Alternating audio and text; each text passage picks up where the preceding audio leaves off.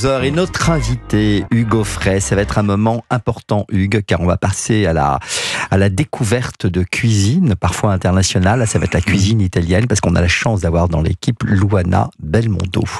Luana, qu'est-ce que nous allons découvrir? Où est-ce que vous nous emmenez pour cette première? Alors aujourd'hui, je vous emmène en voyage justement en Italie, dans une ville que je connaissais peu jusqu'au mois de juillet parce que je connaissais pas assez.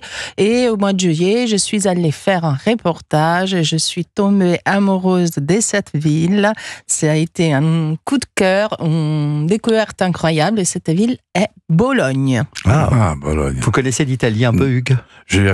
Oui, c'est là que j'ai débuté en fait. Oui. Oui, vous alliez dans un festival de sur musique. Une scène, oui. C'était à Rome. Je suis romaine. Au casino La Rupe Tarpea. En bas de la rue La Via Veneto à Rome. Oui. Mi piace molto. Maintenant, c'est devenu malheureusement un cinéma. Oui. C'est triste. Et ben, je suis resté 1 an presque en Italie. Ouais. Alors, c'est génial. Je parlais l'italien couramment avant, j'ai oublié maintenant. Oh, dimenticato. Parliamo italiano allora, facciamo la trasmissione in italiano. Parlez français pour nos auditeurs d'Europe 1, si vous le permettez. Gigiola Cinquetti. Oui, Gigiola Cinquetti à l'Eurovision. Là, on parle italien. À l'Eurovision. À l'Eurovision, je passais pour son fiancé. Oh là là. Bon. Une belle voix. Alors, pour nos auditeurs, justement, qui ne connaîtraient pas vraiment bien la Bologne, ça se situe où? Alors, Bologne, c'est la capitale de l'Emilia-Romagna et c'est vraiment un lieu pas encore touristique, pas trop touristique, donc par rapport aux autres villes italiennes. Alors, c'est une petite ville très charmante. L'architecture, c'est d'époque de la Renaissance. C'est une des premières villes italiennes et aussi mondiales, selon des statistiques, où il fait bon vivre, où on vit bien, où la qualité de vie est vraiment apaisante. Et tout ça est forcément aussi lié à la gastronomie et forcément à la qualité des produits qui en font sa réputation. Et justement, je crois savoir que la Bologne, ce n'est pas seulement que la capitale de l'Émilie-Romagne. Non, pas seulement. C'est la capitale où on fait le parmigiano reggiano, le bon balsamique, le vrai, le vinaigre balsamique, le jambon de Parme vient de là-bas, la mortadella, la piadina, qui est un petit pain très très fin. Mais surtout, c'est la capitale des pâtes fraîches, des pâtes farcies à base de viande, à base de ricotta, tortellini, tortelli, les lasagnes. Donc voilà. Vous aimez manger, Hugues? Vous aimez déguster? Oui. Et ma femme elle adore la cuisine italienne parce qu'elle est de la Haute-Savoie. Elle est un peu italienne. Absolument. Hier, elle a fait un plat de spaghettis délicieux.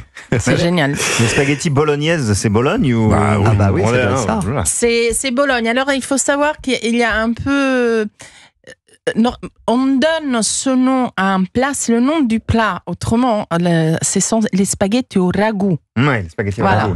C'est ragoût. Ragoût, souvent on dit c'est une bolognaise. Non, c'est un ragoût qu'on rajoute à des pâtes et ça devient le nom bolognaise. Ça vient de Bologne. Vous avez compris pourquoi Luana est essentielle dans cette émission. Elle remet l'église au centre du village comme Gavin. J'imagine qu'il doit y avoir aussi quelques restaurants plutôt originaux. Alors oui, il y a plein de restaurants traditionnels, mais moi j'ai découvert un restaurant extraordinaire en plein centre-ville. Il s'appelle Scaccomato et Chèque et Mat. On pousse la porte d'une maison, et là on rentre dans un ancien couvent de bonnes sœurs et qui accueillait des filles sourdes et muettes.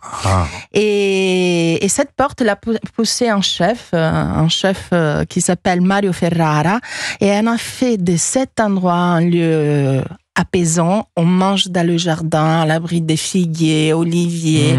Il y a un potager où il se sert. Et c'est une cuisine du terroir, mais plus originale et moderne. Ça donne envie. Alors là, on va passer à la recette parce qu'on a vu arriver un plat dans le studio. Chacun a sa salade de tomates. Alors, qu'est-ce que c'est exactement? Alors, je me suis inspirée d'un plat que j'ai mangé chez les chefs, mais bon, il ne m'a pas donné la recette. J'ai commencé à le disséquer un peu et puis j'ai essayé de le reproduire de façon complètement simple qu'on peut faire à la maison. Parce qu'après... Goûtez, il y a un ingrédient surprise pour vous. Il faut le trouver. Moi, je le vois, c'est pas surpris, je vois la basilic. Non. Il y a une petite crème, il y a de la mozzarella. Toutes les couleurs des tomates sont magnifiques. Hein. Il y a du rouge, il y a du vert, il y a du jaune. Il y a de la pistache. Non. Bah alors. Il y a du pistou. Allez-y vers le bas. Vers le bas, qu'est-ce qu'il y a le bas? Au fond de l'assiette. Oui, c'est un fromage. Formaggio. Non. Un fromage, non? Bon, je vous le dis. Allez, crème. Mais c'est une crème d'amande que j'ai fait. Ah, voilà. J'ai dit pistache, j'étais pas loin. La pistache est verte, l'amande est blanche. C'est bon. Hugues, arrêtez de manger, il faut que je vous pose encore une question avant de finir notre club de l'été. Est-ce qu'il y a une chanson, Hugues, vous allez repartir en tournée, on va retrouver vos dates sur la page Facebook Hugues Aufray officiel, et puis on va vous retrouver évidemment le 9 novembre au Dôme de Paris, on sera tous là.